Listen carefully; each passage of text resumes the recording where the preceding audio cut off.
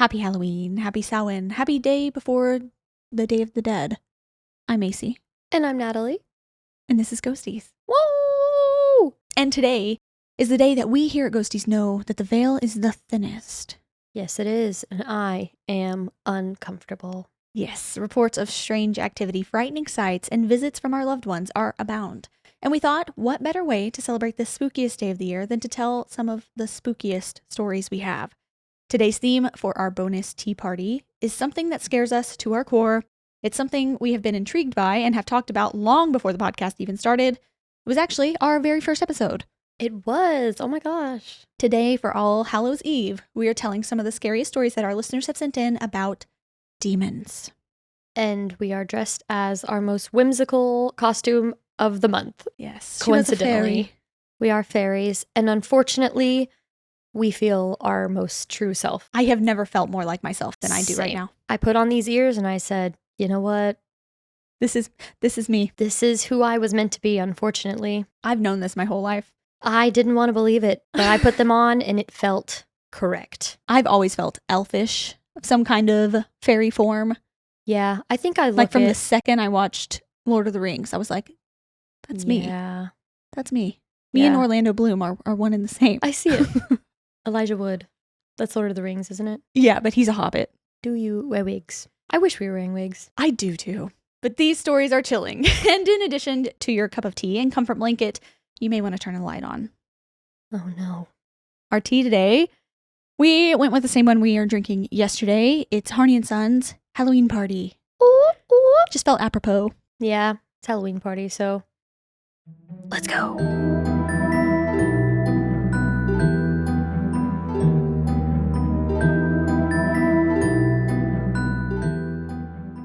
Our first story comes from Gabbi.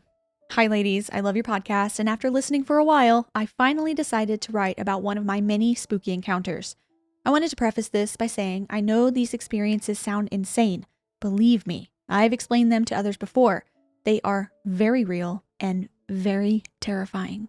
To premise this story, I would like to explain that although we have a great relationship now, my brother and I, who are 2 years apart, with me being the oldest, did not get along around the time I got into middle school until after I graduated high school.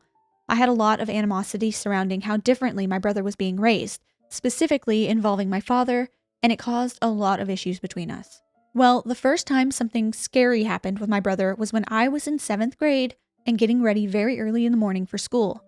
I was overly straightening my hair as one did in the early 2000s, and my brother came out looking very tired and wasn't blinking. He did have a cold at the time, but in no way did this look normal. I don't know what came over me, but instead of lashing out, as I often did, I asked nicely if he was okay. He just didn't look like his normal self, and it was giving me such an uneasy feeling. He told me he needed help to find his best friend Lauren, who he usually would ride bikes with to school in the morning. I told him that Mom was going to keep him from school, which I had assumed because he wasn't up with us as he normally would be to eat breakfast before getting ready. When I tell you, he looked me dead in my eyes, still not blinking, and said, "Something bad is going to happen." I quickly asked what, which I immediately regretted because his response was loud and much more aggressive, saying, "Something bad is going to happen. You'll see." Needless to say, I pushed my brother out of the way and he didn't grunt, blink, or anything, and I ran to my mom, who was getting ready in her bathroom. I told my mom what happened, and she immediately assumed that he had a fever. I pleaded with her to go check on him because I just didn't feel right and I was freaking out. I ran back into my bathroom and locked my door since it was right next to my brother's room. Not even 1 minute later, I heard my mom scream. I opened the bathroom door to look in his room and see that my brother was standing on top of his bed, which was up against the wall, and his nose was in the corner, stiff as a board, mumbling something. My mom was petrified, not understanding why this was happening. She tried moving him down onto the bed when he snapped his head around, still not blinking, and said, "Keep it up and you'll see too." Mind you, my brother is a tried and true mama's boy. He would never say anything remotely threatening to my mom. She immediately called my dad to come home and blamed it on not being able to miss work, but really we were both too scared to know how to handle the situation. And my dad is a 1000% non-believer in anything spooky. My mom tried to explain to my dad later that he seemed possessed, which went over really well, as you can imagine. My brother has no memory of this whatsoever. My dad still thinks my mom and I were delusional, and my mom said his body was cold, nothing warm about him. So the fever card was ruled out very quickly. My dad said everything was normal. He just had normal cold symptoms. To this day, my skin crawls thinking about it. But that's not even the worst of it. I don't want to hear any more. I'm already scared. Since then, my brother had very randomly, a few times, come into my room and would stand in front of my TV just staring at me. He would always tell me to turn it off in a deep voice that was nothing like his. I listened, except for one night. I told him to go away, and I noticed he had something in his hand. It was a knife from our kitchen. Against my better judgment, I turned off the TV, and all he said was, "Good girl," and set the knife on my floor and walked away. I would like to point out that I wasn't allowed to watch TV after 10 p.m., and I never had my volume on in fear of getting caught. So for those who may have thought that my volume was bothering him, not a chance. I slid my small dresser in front of my door in case he tried to come in like any terrified, sensible person would. I told my mom and dad, and my dad didn't believe me. So naturally, every night, I would block my door in case he tried to open it. Only 2 instances was I able to hear him trying to get in, but after a few seconds, he went back into his room, slamming the door. A few years later, I had just graduated high school and I was so excited for summertime. I would often come home later than I normally would, or when my parents fell asleep, I would sneak out of our doggy door or roll under our garage door to go hang out with some friends nearby. Again, my dad and I did not have a great relationship and he was extremely strict, so sneaking out it was. One night, I went out to hang out with my friends and boyfriend just down the street. When I snuck back into the house, I put on pajamas over my clothes that I had hidden in my dad's workbench just in case I got caught. We had a fridge in our garage, and I would often go out there to grab water bottles, so it was not an uncommon thing for me to get caught doing it. I was dead silent coming back inside. Everyone was asleep, and it was pitch dark, so here I am, silly me, thinking I got away with another night of fun with no consequences. No such luck. I heard this insane thud behind me as I was opening my door from across my brother's room, and jumped while turning around to see my brother hit the door frame before immediately charging at me. Before I could scream or do anything, my brother had me in the room, pinned to the ground, choking me. I looked up at my brother, who once again was not blinking, trying to get out of his grip, but it was like no strength I had known that he had, as my brother was very tall but was extremely thin. Nothing I could do worked, and all I could think was, this is it. This is how I go. Then I heard the faintest whisper in my ear, "Punch him." So I gathered all the courage I could muster and punched my brother as hard as I could in the ribs. I wasn't sure it was going to work since I was at an awkward angle and couldn't get a full swing behind me. He gasped, again, not blinking, and loosened his grip enough that I could scream as loud as I could possibly could while trying to use my feet to push myself away from him as fast as I could manage. Both my parents came running in, and my mom looked horrified. I explained what had happened and that he had attacked me while hiding behind my mom. My mom was silent, and my dad told me I was full of it and sent us both to our rooms. My brother looked at my dad and smiled creepily before finally blinking, and then seemed confused as to why he was there, but didn't utter a word. My mom told my dad she would be right behind him in a minute and stayed with me to try to get me to calm down. My mom could see the marks on my neck and knew, based on the past experiences too, that I was not lying. She stayed in my room for the rest of the night and ignored my dad, and what was most refreshing was that she helped me move my dresser in front of my door. I had never gotten better sleep. The next morning, we decided to talk about everything. Once again, my brother had absolutely zero recollection of everything, saw marks on my neck, panicked, and even apologized for everything. I moved out about a month later and never had any more issues. My mom got my brother in with a psychologist, and they said nothing seemed out of the ordinary. I asked him about 2 years ago if he really didn't remember anything, and he said not at all, and he still feels bad to this day. We have a great relationship now, and I have even stayed over at his house before as adults and had no issues at all. I'm sorry that my experiences were so long, but I just had to tell you guys. Do you think that it was a demon possession? I have no clue what it was, but I can't imagine that it was anything else. Also, it freaks me out that I don't know who I heard whisper in my ear.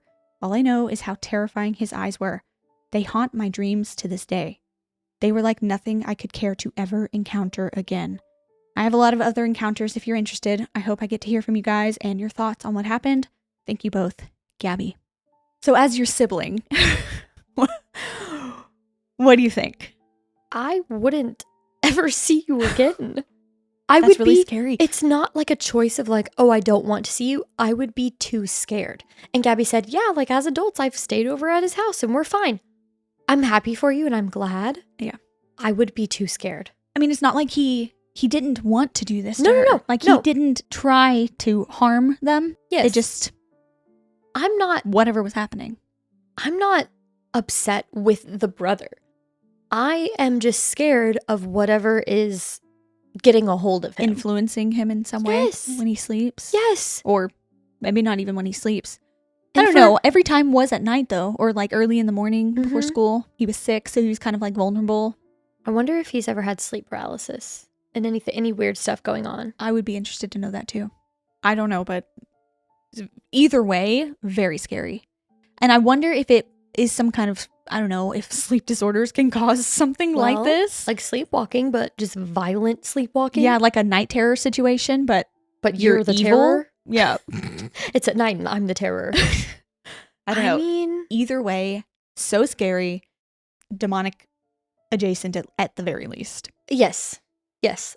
100%. But happy that whatever it was said to punch him. Yeah, that's another thing. Was that like a guardian angel situation or another spirit in the home or Ooh, maybe. something like that? I'm glad that whatever it was there. Our next story comes from Dakota. Hi, Ghosties. My name is Dakota, and I have been loving your pod. It's one of my favorites to turn on while I'm cleaning. It's the perfect cozy vibe, and I always feel like we're just hanging out telling spooky stories. I particularly love your listener stories. Something about hearing real people's personal stories really amplifies the spooky. Thank you guys for all you do to deliver us the best spooky content. Thank you, Dakota. Thank you. I'd always been very sensitive to the paranormal since childhood and have many stories I can tell, but this one is by far the worst and most terrifying of them all. Without further ado, here is my story about the demon on Ruskin. This is my story of what I believe was my encounter with a demonic entity. I apologize in advance if it gets long, but this is a series of events spanning over several months. When I was 18, my dad and I moved into an apartment with his girlfriend. I still, to this day, don't understand why we moved. Our old apartment was far big enough for all of us, and way nicer and newer than the one we ended up moving to. I didn't see the apartment until move-in day, and they had already signed all the paperwork, but the second I walked through the door, the entire vibe was bad. The air felt heavy and thick. There was an overall darkness to it, and my anxiety instantly skyrocketed. I told my dad absolutely not, and he basically said, "Too bad, so sad." I was just beginning to get into the more spiritual kind of stuff at this time. You know, crystals and sage and the like.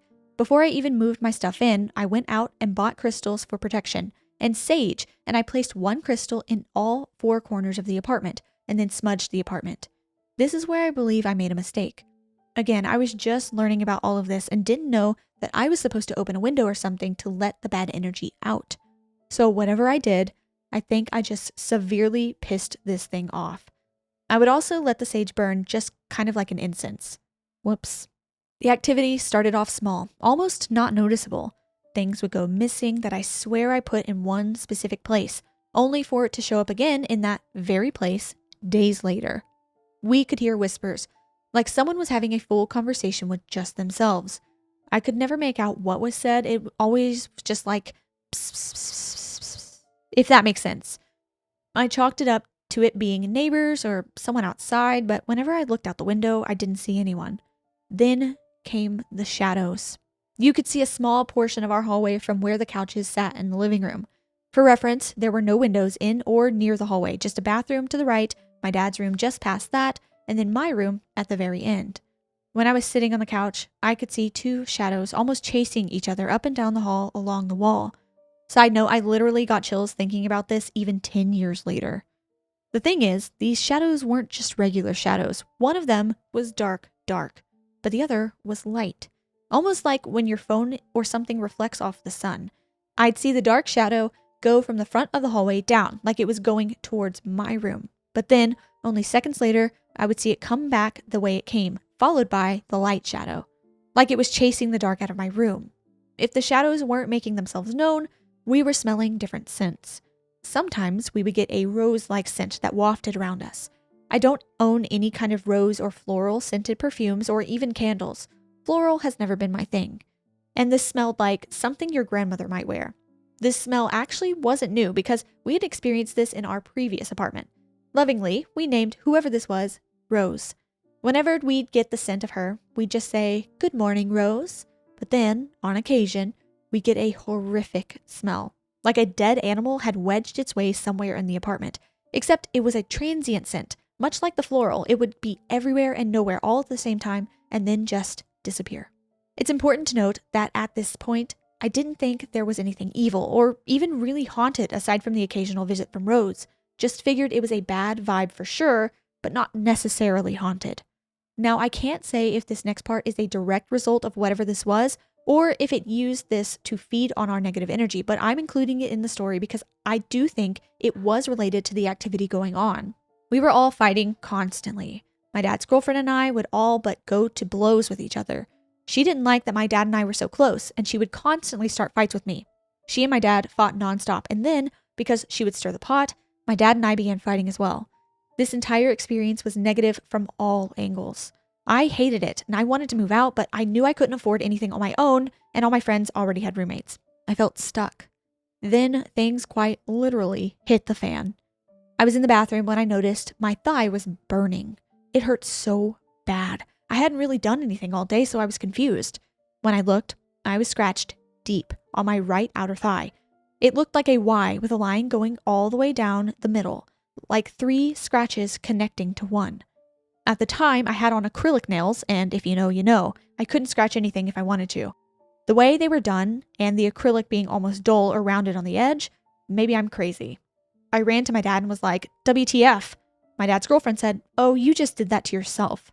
I told her there was no way, but if she'd like, I'd be more than happy to try and recreate it on her.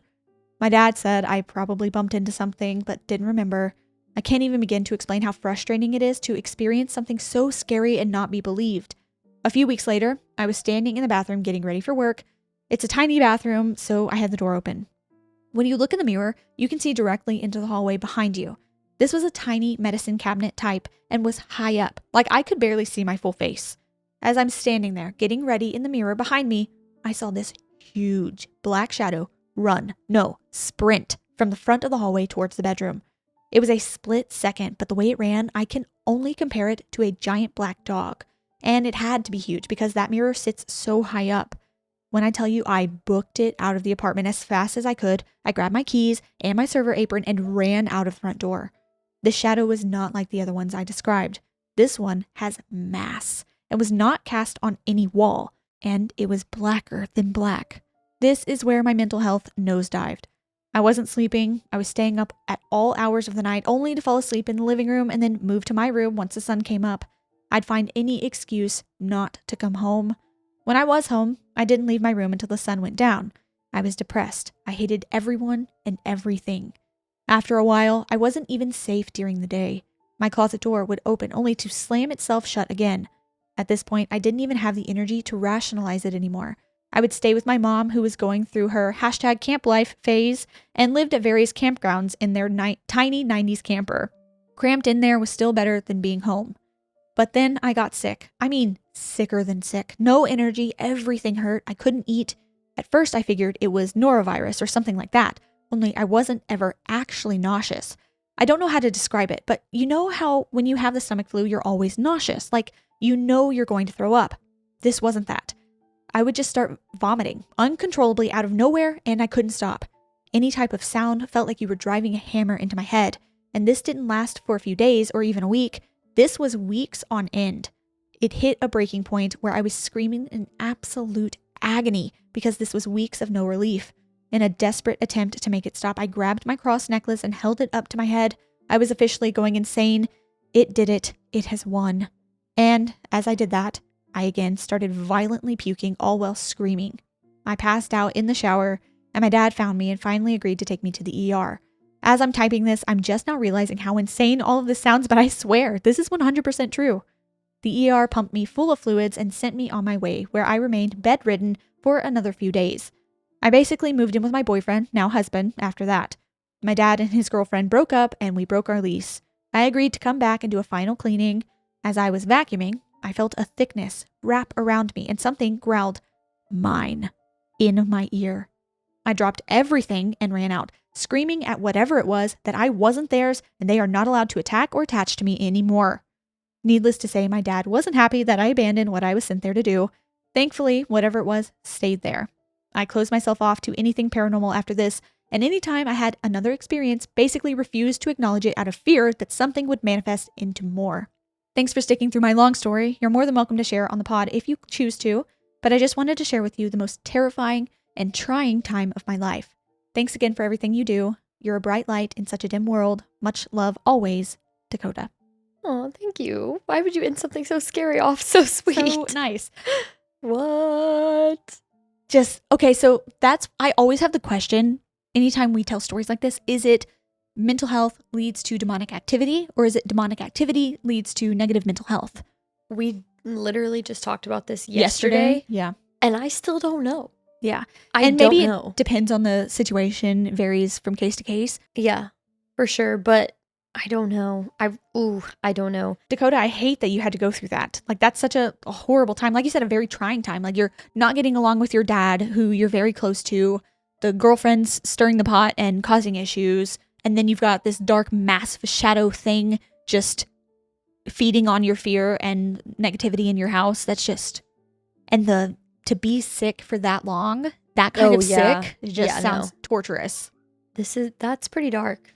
But I'm glad you're doing better. That's I hope. Very scary. The end, though. Mine. No, we don't even. Nope. No, I am not yours, and I never will be. Nope. Thank you. Nope. Very horrifying. But thanks for sharing. All right, our last story for today, for Halloween, is from Sadie May. Hey Ghosties, my name is Sadie May, and I'm a fairly new listener, but so happy to be here. I have quite a few paranormal experiences. This experience is one of my more severe, but I have much more lighthearted ones as well, if paranormal experiences can be lighthearted. A little background. I was raised in a deeply religious home, the kind where speaking in tongues, casting out demons, and falling out in the Holy Spirit were as normal as Sunday dinner. We didn't just believe in the spiritual realm, we lived with one foot in it. I've since distanced myself from religion in the traditional sense, but that spiritual awareness has never left me. Some things you can't unsee, unfeel, or unlearn. This particular story happened when I was 13. I'm the second of 5 kids, the oldest girl. At the time, I shared a room with my little sister, while my 2 younger brothers bunked together across the hall. My older brother had his own room. He had only recently moved back in with us after living with our dad. That day, I was home alone with the 2 youngest, ages 5 and 7. They were off in the game room near my parents' bedroom, and I was in my own room cleaning while blasting my Toby Mac CD, if you know, you know. At first, it was subtle. That feeling. The feeling of being watched. It crept in like a draft under a door. I stopped and looked around. Nothing. Shook it off, cranked up the music, and kept going. But the feeling came back, heavier this time, thicker, like the air had changed. I looked toward my doorway and caught a glimpse of something moving past. Just a shape, a blur, from the shared bathroom area toward the living room. My first thought, I am imagining things. Turned the music up louder, kept moving. Then came the third time, and this one was different. My entire body went cold. I didn't just sense something watching me, I knew it. Deep in my bones, I knew it. I turned toward the hallway again, and this time, I saw it. A figure, tall, at least 7 feet, stark white from head to toe, with hollow black pits for eyes, and a smile. But not a happy smile, not even a creepy smile. It was mocking, evil. A smile that seemed to say, I know you see me. I like that you're afraid. It just stood beyond the threshold of my door, still, silent, grinning. I didn't move. My heart was pounding, but somehow I wasn't paralyzed. I knew that it couldn't come into my room. My room was my worship space, my sanctuary. It wasn't allowed. So I stood up, stared it down, and shouted, "Get out in Jesus' name, get out!" It didn't flinch. The smile stayed fixed on its face, but slowly it turned away from me and slithered into my older brother's room. I didn't follow.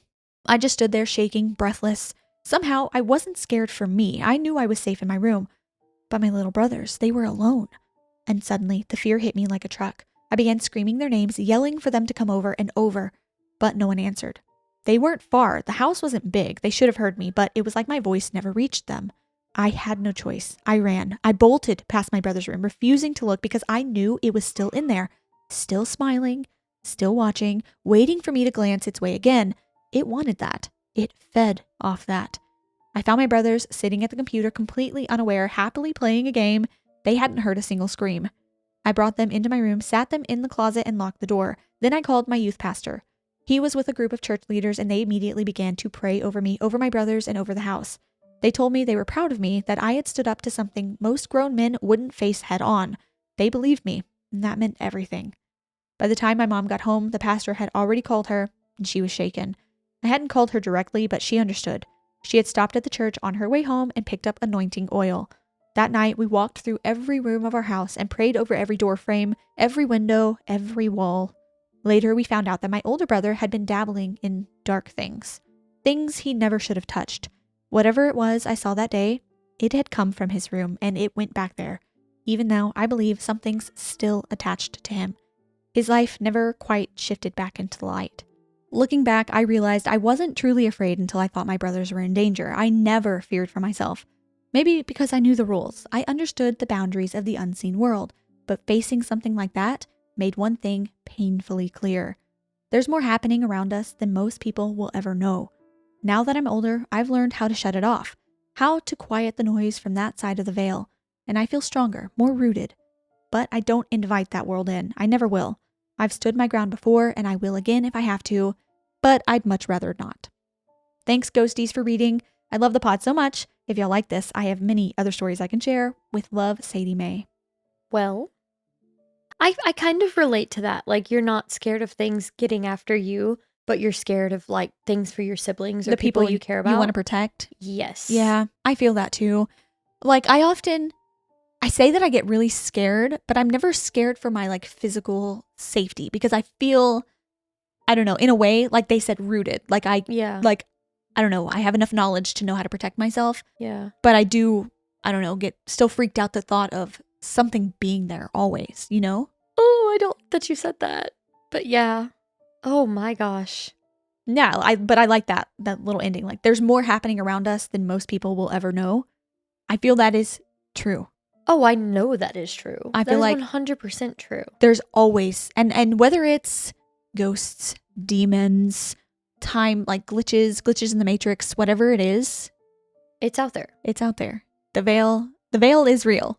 Yeah, and it's Halloween. Last Halloween, if you were here, my Ring camera in the backyard, it only goes off to alert you when someone is in the backyard. Mm-hmm. It does like, motion detected. It did that like 8 to 10 times last Halloween night. And there was nothing. I'd click on the camera as soon as it said motion detected. Nothing. And it hasn't done that since. And it never did it before. Only this last Halloween night. Well, we'll see if this Halloween night it comes true again. I'm nervous. But the veil is thin, so be safe out there, ghosties. Whether you're out there trick-or-treating with your friends, family, or you're doing some rituals in your own home, or even in a public place. Just be safe. Don't open yourself up to the darkness, and be kind. Yeah. Oh my God. Okay. Always be kind. Always be kind. Heck yeah.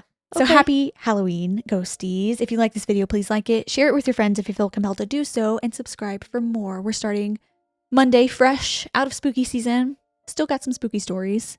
Always. We're always spooky. Always spooky. I just wish we could continue the costumes. Because I'm loving this, honestly. I honestly really enjoyed it too. This is my favorite. I just might start wearing this all the time. We will just be fairies at all times. That's fine. The ears are staying. They are. That's sorry. Fine. I'm okay with that, honestly. If you're listening on audio, please give us 5 stars. And if you have a story that you would like to send in, you can email us. It's ghostiespod@gmail.com. We've said it before. December is officially, from here on out, Listener Story Month. Just a good time to tell spooky stories. We talked about it. Maybe the first year we did this. Christmas time is the original ghost story time. So, it is. So what better way to celebrate the season? I can't think of one. So yeah, send in your stories, ghostiespod@gmail.com.